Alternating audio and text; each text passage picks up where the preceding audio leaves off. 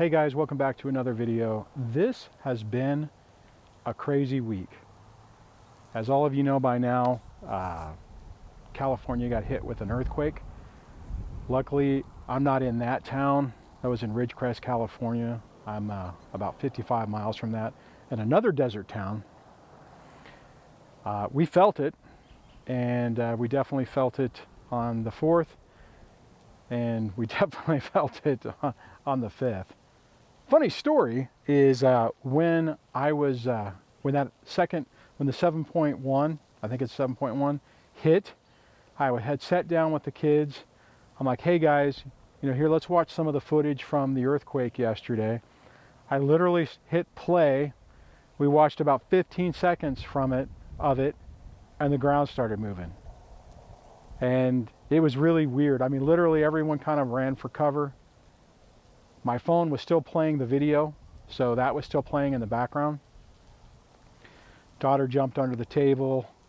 Other daughter went into the door jamb. My son actually was like, "Did you plan this?" I'm like, "No, buddy. I don't control the shaking of the earth." He actually at one point thought that maybe I knew another one was coming and, planned the whole, let's watch this video thing, which that wasn't the case. So anyways, it's just one of those things where, God, what is just crazy. I feel really bad for the people in Ridgecrest because that had to be pretty damn scary. It was scary where we were. I can only imagine what it must have been like there. I think they got their power back on today, but yeah, that's crazy. I don't know. It kind of just puts things in perspective, I mean, we get so wrapped up on things and what we think is important and what we worry about. And I know you guys have heard me say before that there really isn't a whole hell of a lot that is important. There's a lot of things. There's a lot of things that we worry about that in the grand scheme of things just doesn't mean anything. We think it means things, and it really takes something significant happening for you to take a step back and look at it and go, you know what, in the grand scheme of things, none of this crap is really important. Now, I understand if you're in one of those situations where you're like, hey, wait a minute, Duane. Yeah, your life is okay. Things are going basically okay, but I don't get to see my kids. I haven't seen them in months. There are so many different things that can happen. And I think that it's important for us to take a step back from every once in a while and just think about that, right? I mean, just think about how it could be worse, And I know that can be really tough whenever things feel pretty damn bad. I mean, I'll tell you, I look at my situation and I remember during my dark days how bad everything felt, how devastated I felt, how a lot of times I felt like giving up. I felt like there was, what's the point? Everything is destroyed. All I'm doing is living for her, or whatever, however you want to say it. And, things change. Your perspective changes.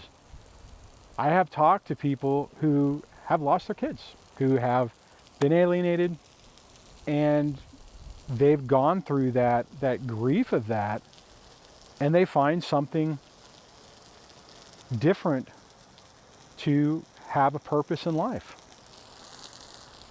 Got to make sure I don't get wet. A lot of times what happens is you take a step back and you're like, okay, what can I do with the rest of my life? A handful of these people I've talked to, reached out to, and they're focusing their life on trying to create reform, trying to do something positive. They know that they can't necessarily fix their situation, but to try to affect change in the future, going forward, to try to help other people not to go through this. I mean, in a lot of ways, that was one of the reasons why I created this channel. Came up with to do this, to try to give back, to try to offer something for the people that helped me that I could turn around and help some other people. I mean, and I think that's the thing, right? You find a different purpose. I think one of the hardest parts, even for me, when I was looking at this before, I was focusing on, family and promotions and, being a father and being a husband and all those things. And when all that fell apart, there's a cup over there. When that all fell apart, I lost my way. I lost my purpose. I didn't know what the hell I was doing. Everything that I enjoyed I didn't enjoy anymore. I didn't feel joy on anything. I didn't feel creative about anything. I didn't feel much about anything. But that's no way to live. You have to turn around and pick yourself up and change your purpose. I think in a lot of ways this was good for me because I was able to reevaluate my life. I was able to reevaluate what was important. Instead of basing my life on external things, on things that, validation or measuring my success by the number of people who would say positive things about me, or hell, you could even look at it on the social media stuff. If you're validating or you're basing your success on the number of likes or subscribes or views or thumbs ups or whatever the hell it is, it's a dangerous game to be in. You have to get to the point, and I think this is the greatest gift that's happened with me, is you have to get to the point that you validate yourself, that you feel good about yourself, that your self-esteem is to the point to where you're not needing somebody else to do something different to validate your life. I know that can seem easy for me saying it now, right?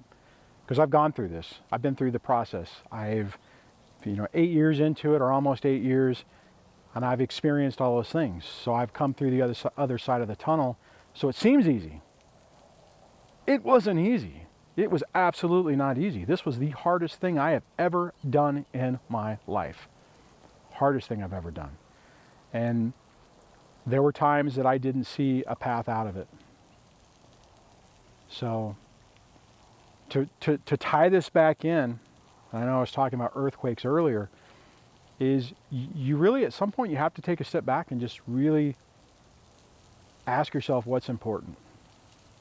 For me, fighting with the ex, it's not important anymore. Going after her, making her, be accountable, not important to me anymore. Living a good life, that's important. Being the best dad that I can be, that's important. Being the best dad I can be in the time that I have, that's important. It's one of those things where it's just, you have to take a step back and really look at it. And be grateful for what you do have, what is positive in your life, and not focusing on the negative. And I know that sounds like a platitude. I know, I get it, I know. And I hope you don't think that way. I hope as I'm saying this, you're not like, oh, click off of this, because that's not nothing I'll ever be able to obtain. That's not true. You can. You have to have a little bit of belief in yourself, just a little, not a lot. Just a little bit of the possibility that things could get better. The possibility that tomorrow is not necessarily scary, but it's like, hey, what could happen tomorrow? Today's over and done with. Tomorrow's a new day. What's in store for me now? And as I'm saying that, I can remember the time where I didn't feel excited about that. I felt like, oh crap, what the hell's in store for me now? Now it's one of those things where it's like, man, what can I do now? What's exciting now? What can I focus my energy on now? What's important now? Is dealing with the ex important? Nope. Do I care that she's working and I'm still paying the, full amount? Okay, I care a little bit on that one. But I mean, am I rushing out to go hire an attorney to fight with her to get everything I possibly can? No. It's like it's one of those things. It's like, okay, is it the right thing to do for me? Does it help me? Is it really, in the grand scheme of things, is it a good place to help my sanity and my peace? I don't know. My point on this is you have to slow yourself down, and you can't just look at what's going on today. You have to have a bigger picture. And I know that the bigger picture is scary. I can remember early on in this, when I would think of, when the idea of the future would come to me, all it would do is make me angry. Because I didn't think I'd be able to get to this point. I didn't. I figured it was going to be a complete nightmare forever, that I would never be able to recover, And thinking about the future just drove that point home. Well, look at me now. Like I've said often, many times, nothing's really changed. She hasn't changed. She hasn't been held accountable. Yes, you know, the money has changed a little bit because kids are now starting to turn 18. But I started feeling much better before my oldest fell off, right? So it's a state of mind. It's whenever you look at things differently, whenever you finally get to that point where you wake up one day and you're like, I can't do this anymore. I don't want to do this anymore. And you stop. Took me about 2 years to get to that point. And it was a long 2 years. It was not easy. Anyways, so I'm going to wrap this up. I appreciate you hanging out with me for this long. If you haven't subscribed to the channel, please hit the subscribe button, ring the bell notification. I have opened a Patreon. If you're interested in supporting the channel and what I do, I would really love to have you as a patron. You can get to that with a link in the description below, or there's a link on my website. I am posting private things there, just some extra behind the scenes type stuff. So if you're interested in that, that is you know, another benefit, I guess, of being a patron. And yeah, hang in there. Know that the way you're feeling today is not going to be your forever. And I'll chat with you on the next video. Take care. Bye.